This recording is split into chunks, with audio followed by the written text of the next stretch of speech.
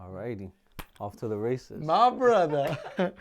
Hey, Frias, it's an honor to be here today. Thank you. This is an incredible studio, and I got to hear the project today. Wow. Wow. I'm a big fan of yours, but getting to hear the project beginning to end was a gift today. So thank you for letting me be here. No, thank you for listening to it, bro. Yeah. The people want to hear so much, I bet, and I have so many questions. So I just want to jump right in. Okay. There are people that obviously know you. We're going to put this on all of your channels. But for the people that don't even know you or that just got like a little taste of Frias, how would you describe yourself en una oración or en una palabra? How would Frias describe Frias? A creative person. Someone that is Dominican, loves God, loves his wife, loves the Yankees. That was like 4 things, but I love it. that'll put me in a.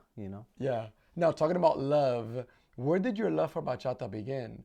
Because your story is amazing. Like, some of your fans know you've always been an artist. Yeah. But you were rapping for a while. Yeah. Where did your love for bachata begin? When I was 17 years old, I went on a trip to Dominican Republic with my family. I used to go every summer.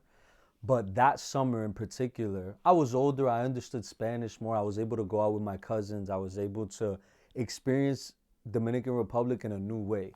And I think I never took it for granted going there each summer, because I was like, man, there's something so special about here. But I didn't necessarily fall in love with bachata until that summer. When I went there, that was the music playing. It was the soundtrack of everywhere I went. When I went to the beach with my cousins, because I was also old enough to start going out with my cousins. So everywhere I went, it was just bachata and aventura everywhere. You know what I mean? Well, at that time, Romeo had put a new album out. So Romeo was already a solo artist. It was Romeo everywhere. And so I remember being like, man, it felt like it was no longer my parents' music, and it became something that I was enjoying. Wow. And from that was 2017. From there forward, I just fell in love with bachata. Like, it was so contagious. It made me feel more connected to this place I grew up spending my summers. And that was like the pivot where I was like, I love hip hop, and that's a whole other, that could be a 45-minute thing itself. But I was like, I love hip hop, but I feel more authentic here. And I didn't know where to start, but I was like, I'm just going to start by writing songs. And it was in 2017, that summer. Incredible. Talking about hip hop, I'm really excited. So if you're watching this, you can stop watching this and go hear the record, because there's a record on here. And I'm going to wink at you and say it's towards the end of the project. But really, I really do want to say 2 things. First, I think the listener should hear the project beginning to end. Yeah. Like, comienza lo número uno in the intro and just listen through it, because that's what we did, and it blew me away. But in that outro, you got some hip hop going. Yeah. So how did you feel? Yeah, I don't know, like, creando arte en esa forma otra vez, creating art in the hip hop wave. Hubo un momento como en los últimos 2 años cuando yo estaba haciendo este álbum that I fell in love with, like, people who have these side characters in their music. So there's a band called The Neighborhood. Okay. That they have that song Sweater Weather. Yes. Okay, that's my favorite. Besides Aventura, that's my favorite band ever. And yeah, The Neighborhood, phenomenal music. The lead singer has this alternate character called Chip Chrome, and he literally paints his body silver. There's like a specific outfit. So I just started, and then The Weeknd, for his album, he had like this character with the red suit. Yes, sir. That he used. So I just started seeing these, like, and Kanye kind of always does that as well. When there's a new album, there's like a look. And I didn't do it for this project, but I was like, man, I would love to just do like an alter ego that's not Frias at all, where I could still rap. And no, cuando yo terminé el álbum, I just felt like I need the closing piece here. Something's missing para sellar la historia. Originally, the album was going to close with Amor Sin Hogar. I also put, like, these 2 songs, it was like this, actually. Yeah. And then there was some songs that didn't make it to the album that were going to be in between, but it was going to close there. And I just said, well, that's not Nuevayorkino. That's a powerful story, but it doesn't tie back to this overarching concept of Nuevayorkino. And that's when I was like, all right. So funny enough, not to get too nerdy, but Edwin and I, he co-produced a lot of these songs on the album. One of your engineers. Yeah. Yes, yeah. He works with so many famous. He's incredible. He helped me kind of piece together this outro for De Lo Mio, and we went to the studio. We sampled. So this is a funny little anécdota. Come on. We sampled this song in this song. No, you did So not. when you're hearing the album, hopefully you already heard the album, and I'm not spoiling it for you, but the album will be out when this comes out. We sampled Como Borrarte in De Lo Mio. So we sampled it, we made a beat, and I just was like, this is the time where it's appropriate for me to try to rap that fits with what I'm doing, where I don't have to go and create this alias. Oh, I was happy doing it. It was fire. sounds so good. And there's a lot of little Easter eggs when you hear that, that last record. Yeah. And maybe more content soon on what those are. But I'll be curious if El Público will like Catch on to it, Talking about, so we got hip hop, obviamente bachata. I know Romeo, Royce, and others have like formed your influence. Who else would you say like has played a role in your sound as a bachata artist? Funny enough, I think prior to him just being super fried, but he's my favorite artist. I gotta stand up for him. Kanye is probably the person that helped shape just not even music, just how I look at creativity. Great. Because I think, and there's a bigger conversation there at large about mental health and how people like he was literally fried when he did all this, he had his meltdown. But I'm looking at the person that impacted me growing up so much, and I'm not forgetting. It's like when someone does something bad in your life one time, but they gave you so many great things throughout your life, like that bad. I mean, you can choose, I no longer want anything to do with you because you did this bad thing. Right. Or you can choose, I see that is bad, that hurts, but I still choose to see this part of you. Yeah. And so he probably informs my creativity more than anyone, He's up there. He's probably number one, and then I would say Romeo. I would put it this way. I would say it's Kanye, Romeo, Juan Luis Guerra's there. Wow. John Bellion, and who else would I put in that fifth spot? I mean, Andy Mineo was a huge. Yeah. He helped shape a lot of my creativity just as a young person following Jesus in my teenage years. Incredible. And seeing like someone that looked cool, was skillful and creative. So even if it's not impacting what I'm creating now, I would still give him his flowers and like shaped me, especially as a younger artist, a lot. That's incredible. Before interviewing you today, I had the opportunity to sit with some of your collaborators on this project. And the common theme, Edgar, that they kept saying was, FRIAS es súper genuino y tiene sabiduría más allá de su edad. Oh, wow. And that kept on coming up. Maturity, wisdom, your love, like genuinely for them as people, not just what they do for you. And so I want to give you your flowers, like the maturity that you have. I really do think it comes out in this project. So I want to jump into the project now because, oh my gosh, is this your third full project? What order are we in now? So I would say that this album is technically my second full album. Yep. Because I did put out a project in an album format, which was Eden. Yep. But that project technically is an EP. Yes. So Si Dios Quiere was my first real official bachata album, and then Nuevayorkino is sort of this second installment in a trilogy or a theme of this music I'm creating in this season of my life. What a sophomore it's number two. Album. Yeah. What a sophomore album. I want to jump into it. What would you say is the story behind the album? You were just talking about this trilogy, this story or theme you're telling. For Nuevayorkino, it's in the title, but what would you say is the story behind this project? Yeah, in the album, there's this common sound, this common color, this common theme, un sentimiento, un color, algo que lo hace distinto, is that it's all cortavena bachata. There's one song on the project that's a love song, but then after there, it kind of, as you're listening to the album and track, you kind of see it spiral out into this. It's like each story gets a little gut-wrenching, honestly, And that was intentional because I wanted to do bachata styled in New York.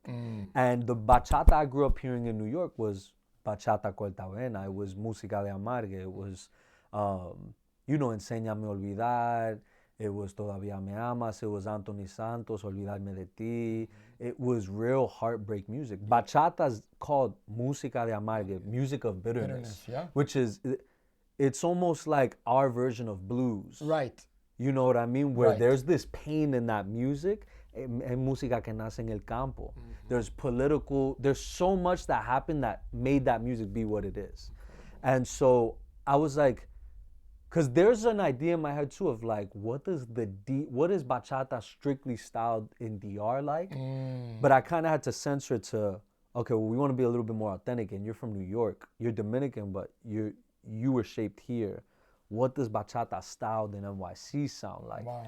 And I shared with you off camera and stuff that there were songs that were incredible that didn't get to be on this album, which I'll show you. Like I'll show you in the car or whatever. But they were incredible. And I was dying to like get them out, but I said it just doesn't fit this color. And this album has a color. It's a theme. It's this sentimiento que persigue el álbum entero, excluding the intro track, Nuevayorkino, and the outro track, De Lo Mío, which are these New York statement pieces, you know? That's why I called the album Nuevayorkino, because the whole basis of it was like, I want to make something for here. Yes. You know?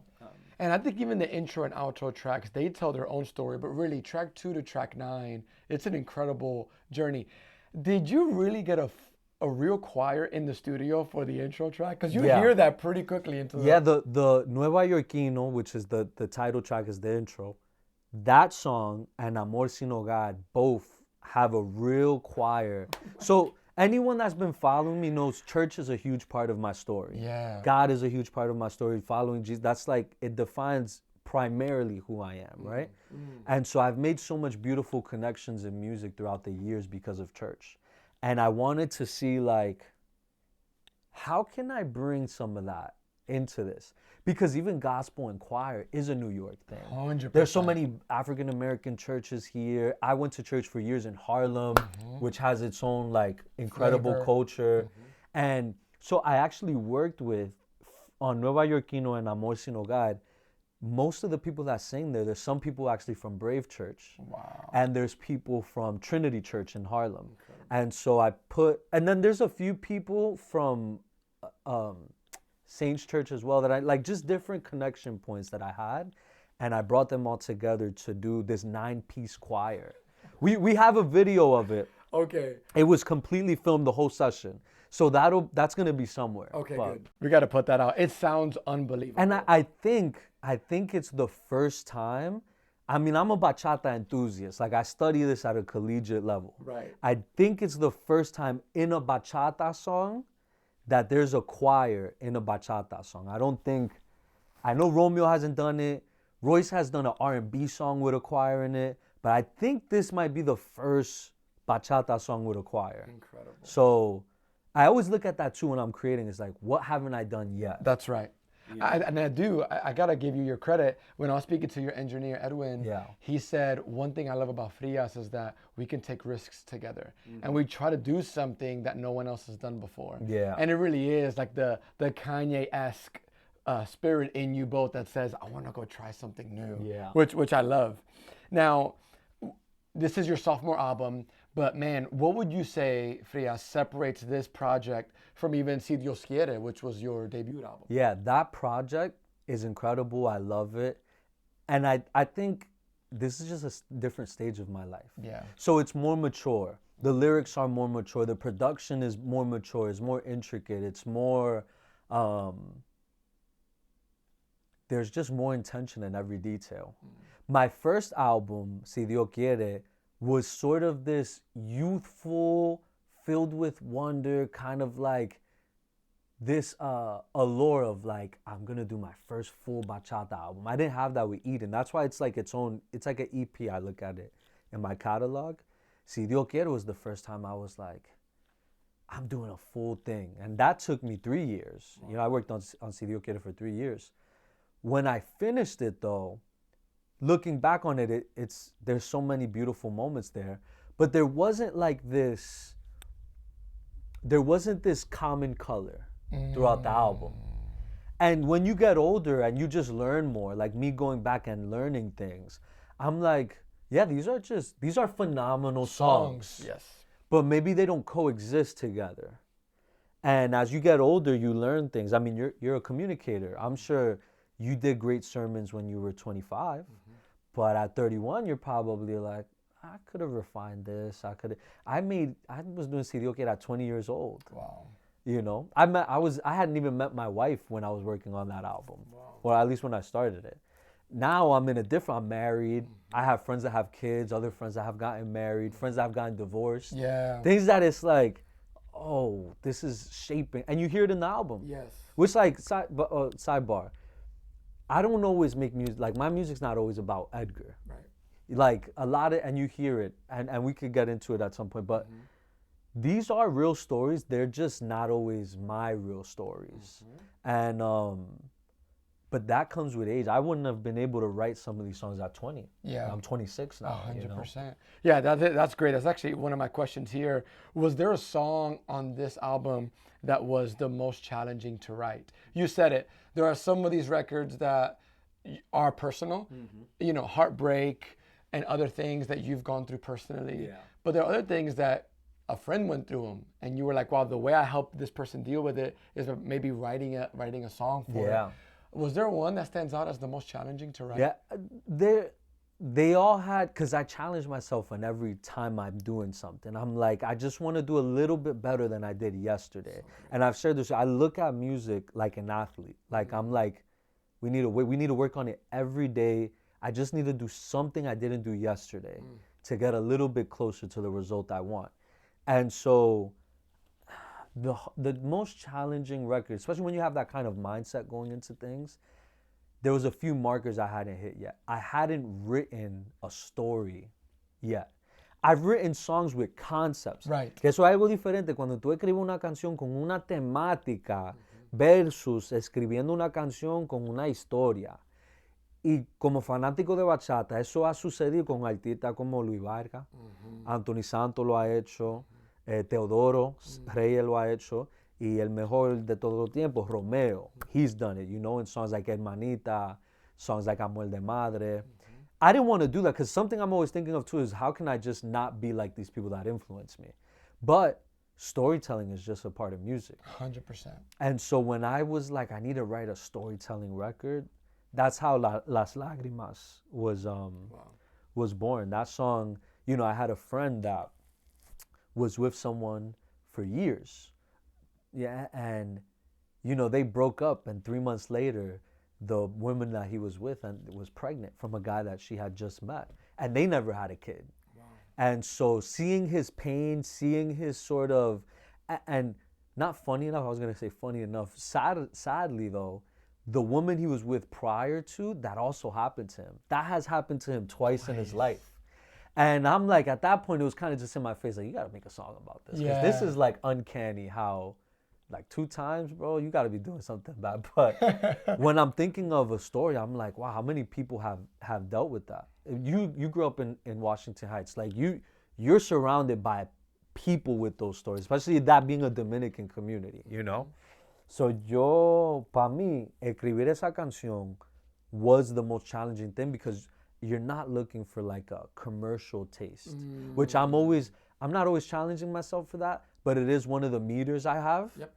And with that, it wasn't. It was how clear can you make this story, you know? And even with how specific that story is, Las Lágrimas, I told you earlier when we were hearing the song, there are lines in that song that still, que me llega. Yeah. That's not my story, no es mi historia, pero sí, wow, esa línea me llegó. Yeah. And that's good songwriting. Yeah, just hoping that people will be like, oh, that happened to me. And that's what makes bachata special, is those songs. Because most music in general is a generalized statement. Music in general is about heartbreak and falling in love.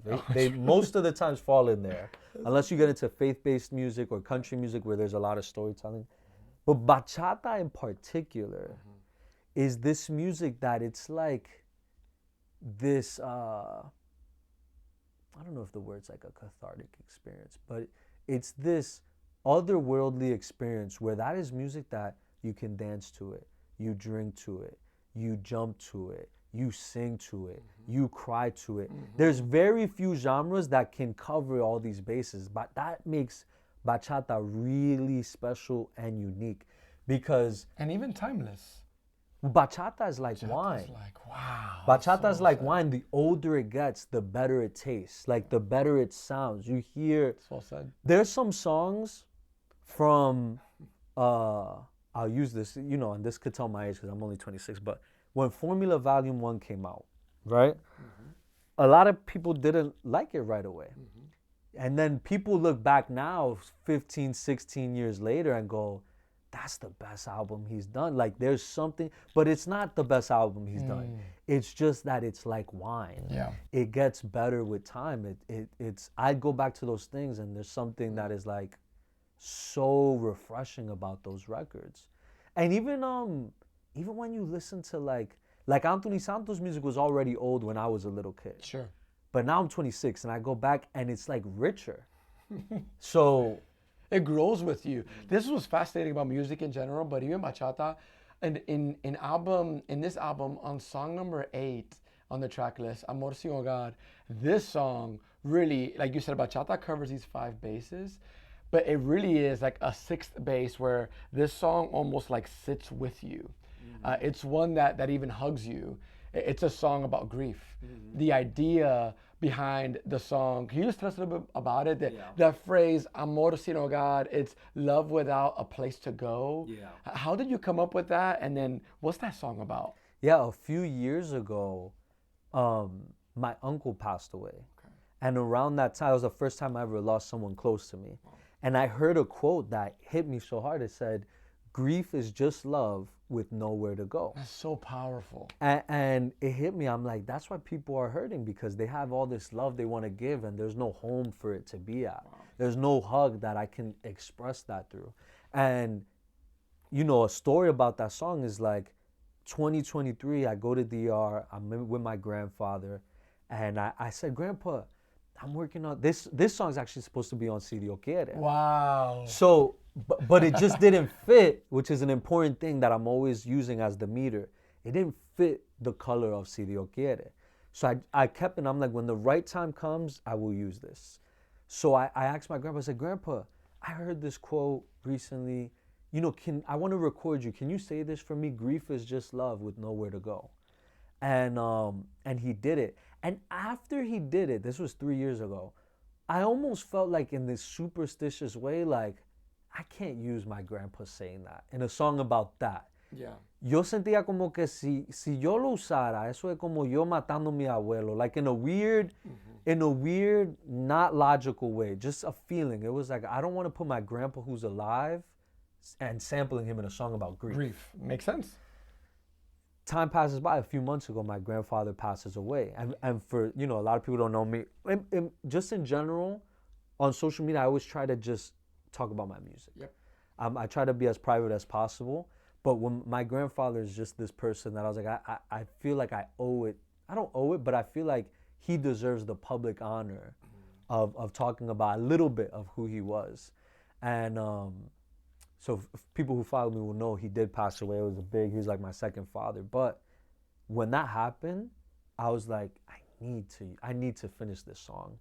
And I knew, that song's dedicated to my grandfather in the album. He's in the intro of that song. You're in that song. Yes. You're doing the Bible verse at the end of the record. Yes. But even when you were on it, my grandpa hadn't died yet. Yeah, I remember. The intro was different. And Incredible. And so I just knew I need to finish this because there's people that are grieving. Wow. And they don't have something to comfort them. Wow. Like these heartbreak songs, I can't help, like, it's not gonna, even the love song, nothing. But this particularly, it might not make you happy, but you can hear it and feel seen. That's right. You're not alone. That's exactly, even this idea of we want to know why things happen, and we feel like if we knew why, then we'll feel better. And I love that in the song, you say, who am I? Yeah. I'm not going to clip these wings if God gave you these wings. I just love that record. Yeah. I really did. I think it's going to help a lot of people. I hope so. Because that, back to one of the inspiration things, with Kanye, that was one of the things is like when I was in high school and middle school, even as a little kid, he made me feel like I could do anything, which is a weird thing. Like, artists don't realize the power they have. Yeah. He made me, and so this record, the intention was like, I'm not here to heal this pain, but I hope you can feel seen in this pain. And it's definitely, it was that one and Las Lágrimas were for sure the most challenging. You know, so Did anything change in you personally, Frias? You're talking about growth, and I mean, this took a couple years to create. I mean, now the world gets to enjoy it, but this is not like, you are so intentional with the art you make, you and your collaborators. What changed in you, if anything, from beginning the project to now finishing it? I mean, when I started it, so I started this project literally a week after I got engaged. Wow. So I got engaged to my, now she, my wife now. Yeah. But I started it 1 week after the engagement, because in my brain and my competitiveness, I was like, I can't let that slow me down. Like, I was like, get back in I was the like, I need studio. to make sure I'm not like being just a lover boy. You know what I mean? But that's a huge life-changing experience, to go from living with your family your whole life. Like, I went from creating in my bedroom in my parents' house to finishing this album, being married, having my own home, and leading a home. It was a huge, I was changing a lot as a person in a really short time, because I got married within a year. So it impacted me a lot, and it was very difficult to be the leader in my home and lead well and love well and learn, because it's only been a year, but learning that, while also saying, God, grow me as a creator and help me grow in my creativity. And when you're getting grown, you're being stretched. Come on. So there's growing pains, and they were good. The biggest pain was losing my grandpa. And for the first time in my life, it was like losing a parent and being like, okay, this hurts so much, and I still have to get to this finish line. And it was like, I didn't know what to do. Even when I got married, for example, I'm 26. I've been making music since I was 12 years old. I've never gone more than 2 weeks without doing something musically. I've never gone 2 weeks without writing something, coming up with some idea. Like, that has never happened. When I got married, I promised my wife, I said, babe, I'm gonna take the first month of our marriage to just be with you and settle into this. And I was in the middle of the album at that point. And it was like, it was a brain shock. But in my brain, it was like, you also have to make great art, you also have to grow as a human. Unless I wanted to make Si Dios Quiere too. Right. But I did it. Right, you did not. I wanted to So you had to be a different you. To give something different. Unless I'm like taking songs from people, that's great. A lot of artists do that. But I write all my songs, I produce them, with people, Joel, Edwin. But yeah, if I'm giving you authentically me, and I'm doing a second, you got to have a reason to do another album. Yes. There better be something new you're saying to people. Yes. Unless you're doing another volume of something, but. And that's a good point. There's so much music out there, but like new bachata, I asked some of your collaborators, Frias, what separates you from other bachata artists just coming up in New York City specifically, but around the country. And the common thread was, no one outworks Frias. The discipline you have. One of your collaborators said he doesn't have to put in 20 hours a day, but what Frias could do in a couple of hours outpaces what other guys do in 20 hours. And I just thought that was such a high praise that I wanted you to hear from me. And you'll hear it when hopefully you see that interview, because what is it about you, Frias, when you get in the studio, when you're writing, and I don't know about your creative process, maybe you could tell us a little bit about that, because I'm fascinated by it. But when you get in the zone, flow state, lo que sea, quizás manejando en tu casa o aquí en el estudio, ¿qué te pasa a tu mente, a tu ser, que tú te enfocas a ese nivel? Yeah, no, well, first of all, that's the fact, that even like makes my eyes watery, that people who work with me are saying something like that. But I am a huge believer that God didn't really give me that much talent. He gave me the ability to finish. Wow. So something that's very important to me is, I'd rather finish something than have something perfect that never comes out. Wow. And And that idea of like, I can stay for 5 more years tweaking this, being like, let's do this guitar again.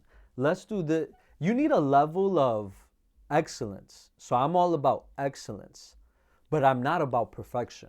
I don't believe anything perfect exists. God's perfect. Yeah. But other than that, we're not perfect. We can't create perfection. So my thing is it excellent? Are we finished? I'm always looking like, do you know how many incredible things just are not finished? So I could have the best bagel in the world, but if I didn't get the LLC, get the permit from New York City, buy the, get the lease for the location, no one tried the bagel besides my family. Yeah. So my whole thing is finish. We can start anything. Tomorrow, me and you could be like, yo, let's open a bodega. Colmado Brave, right? Yeah. But if we don't make the steps to get to that finish line, it doesn't matter. There's so many talented people in the world, but if you cannot finish, it doesn't mean anything. So my whole thing is like, let's finish. And I think the difference is that because bachata is also super difficult. So I want to give a lot of grace to people who do bachata. Number one, it's incredibly expensive to do. Number two, you're dealing with live musicians. I'm not making music on a computer. So I respect those people, but something that I'm focused on is like when I'm working, we're working. Yes. Like we are here doing this thing now present. Like my phone is in my pocket or it's in my bag. I'm not like on FaceTime with my girl while we're in the, like, no, we're here to finish this, And so I think, I don't want to speak for anyone else. I just feel like maybe some people are just having a different challenge of like that level of finish this. It could be, honestly, self-doubt. It could just be like, I am doing this. I'm not happy with it. I don't measure it by that. I just go, am I proud of what I did? Wow. Some people have a hard time just feeling proud of what they did. Yeah. But me, I'm there and I'm like, yeah. I will also, I think this is a gift that I have, thank you, Jesus, a taste level where there's a certain taste where I'm like, this, yes. Like this tastes good. Yeah, that's good. And some people are super talented, and I've seen it in real time. Like some of the most talented, gifted musicians, writers, and because of a lack of taste, not a lack of skill, a lack of taste, they're just not confident in the thing that they're doing. So it's that, bro. When you're confident, and you don't even have to be tasteful, but if you can be skillful and confident, then you'll get stuff done. Because there's people that make bad music that get a lot of stuff done. Right.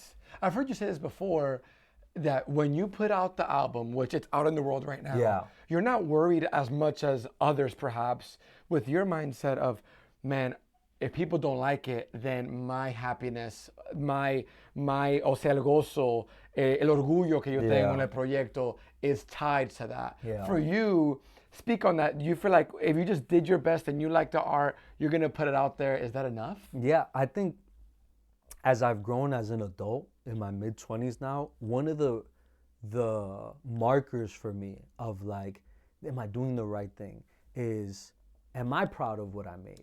Kind of tying back to the last conversation we were just having. Am I proud of this? Am I joyful with this?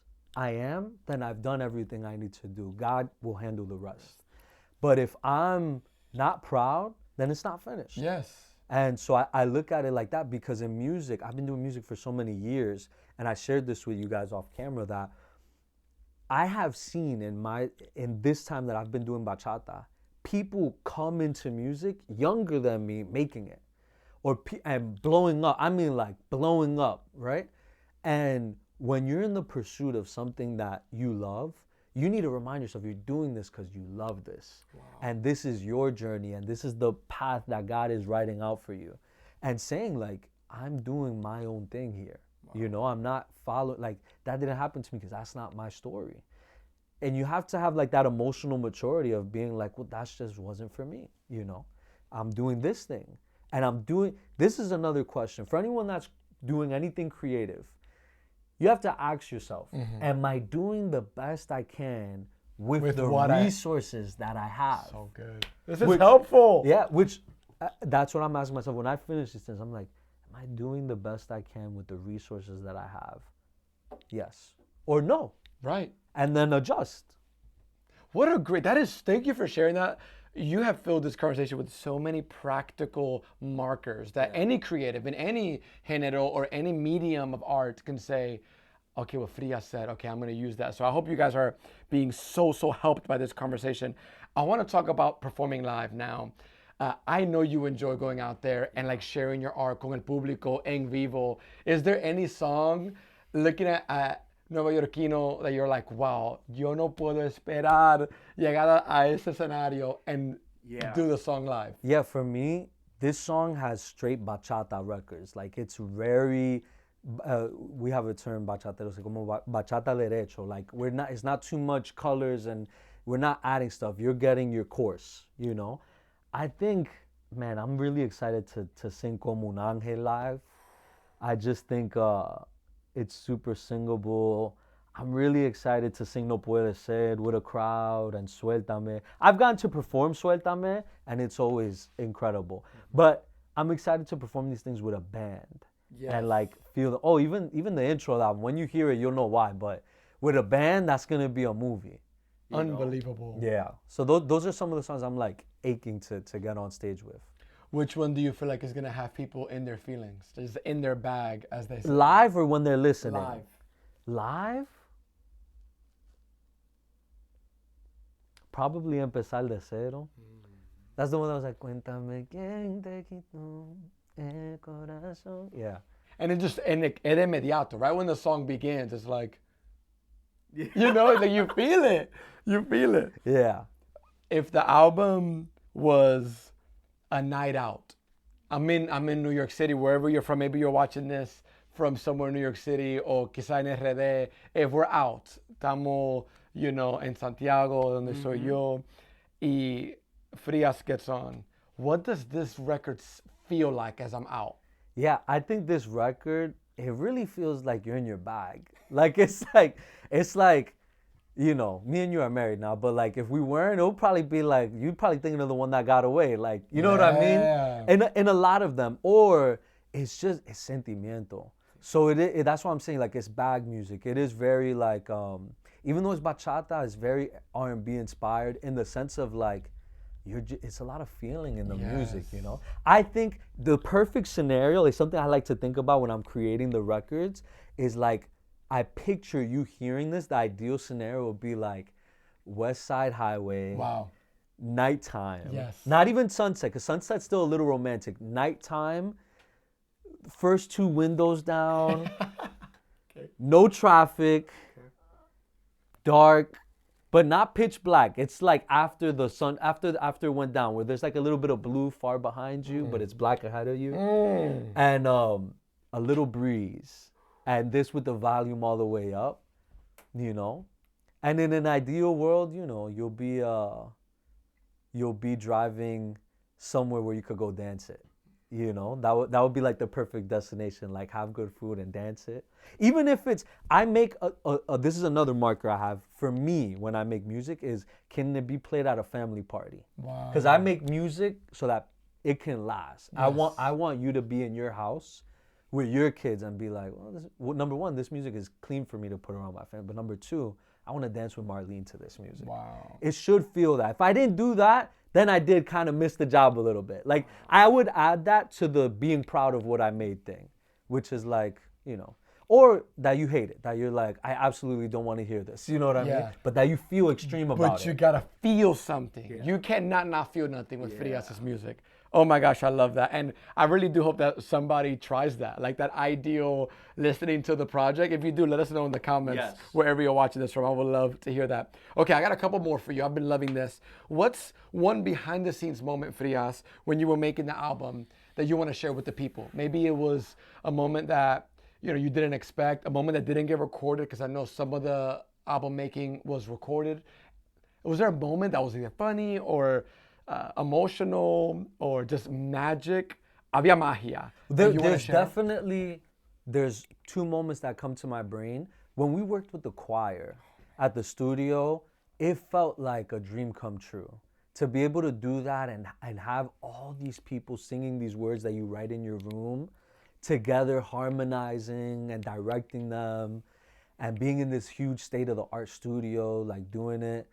you know, it put a little dent in my pocket for a little bit, but it was 100% worth it because that night being with those people, and there's people adding flavor to it too, like, oh, we should do this harmony right here, and it was just beautiful. Music is powerful. It's magical. It's like, it's transcendent because you're hearing all these people in the most vulnerable way possible. What's more, like, singing is, besides probably sex, it's like one of the most intimate, vulnerable things. Why do people feel so scared to sing? 100%. Because it's like, I'm naked.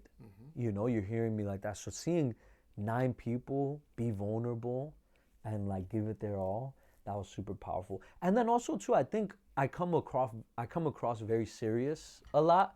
Like I think I'm not in real life if you know me, but maybe like some like people that don't know formal me, settings. yeah, I probably come across super serious, but in the studio, there's just so many fun moments. We're actually having fun. Yes. We're there locked in, but we're enjoying what we do. And there's so many, and it's in when this comes out, it'll be out, but there's the Nuevayorkino documentary series, you know, and there's moments in there that we're sharing like, yo, we're laughing a lot. Like, we're laughing a lot. I wish people could see more of that, how much fun it is. Because there's time where we're locked in and this is super serious. And there's a lot of times where it's like, this is so fun. Like, I can't wait to keep doing this, you know? That comes across in your music, and it's a joy to listen to. Is there anything else you would want to tell El Público, like from FRIAS, the album is in the world, any like thing I didn't cover or thought that you're like, wow, para El Público, maybe a little message you want to give them? The first thing that comes to my heart just hearing that is I really hope that you enjoy hearing this as much as we enjoyed making it. Because it was hard work. It was a lot of hours. It was a lot of sacrifice. It was a lot of my life. It was a lot of pain. But I hope that all the feelings that is in these 10 songs, that you feel them when you're hearing it, that it feels authentic, that it sounds believable. And I hope that everyone interprets and receives music differently. You ever notice when an album comes out, you might love a song, someone's like, that's my least favorite song on that. Or you hate a song, someone's like, that's the best one. So I'm just hoping that people are able to build their own stories with this. That, you know, I hope some of these songs people are getting married to them. You know, like the second song on this album is such a beautiful, like, I can only find you in my dreams, you know? And then I hope that if people are in pain, that they could hear it. I hope people are grieving, they could hear it. I hope that the intro, the outro inspire you and cause you, even if you're not familiar, to be grateful for where you're from. Oh, that's so good. You know, so yeah. I just hope that the album makes people feel things. That's my biggest hope. Because I'm already joyful. I'm already happy with it. I hope now it's theirs. It's not mine anymore. Wow. You know? It's yours. Yeah, it's yours. So I just hope that they feel joyful and they can feel the feelings from this record. I was gonna ask you that now that you heard it, was there a standout moment in the album to you? Oh my gosh, yes. I would say two. There was 2 moments, and I think I told you this earlier in the studio. First, during Las Lágrimas, that's a story that I've never been through. I can't relate to the story, but there were moments in the song that I'm like, I relate to that. Yeah. The idea of I'm crying tears of joy and somebody else is crying because they're about to give me bad news. How like those things can exist at the same time. Yeah. Joy and difficulty or sadness or bad news. Eso me llegó mucho en Las Lágrimas, so I love that. And it's right in the middle of the record. And then in De Lo Mío, because I'm a hip hop head, y también como dominicano y bachatero, I was like, having you start that record rapping and rhyming, me emocioné. I'm like, let's go. Como que no sé, like que me puse triste que ya era la última canción del, pero está bien porque yo sé que más bien en el futuro, pero para mí, those were the 2 moments that I'm like, wow, in the middle and in the end, I wanted more. Yeah. And that's good. Like, I think you want your people to want more, and I feel like finally I'm done with the project. Right. I got through these. Me quedé con ganas, which is cool. Yeah, and I think, you know, just to, as we wrap this up, I think I'm always looking for people to just feel something fresh. Wow. That you can hear something and be like, yeah, like I hear FRIAS' music, but this is a new color. This is something refreshing from him. And when I start projects, I'm always like, what didn't I do yet? What didn't I do yet? And I'm looking for those points because, for instance, you told me those 2 songs, but Bruno has a different set of 2 songs that it's like, when this happened.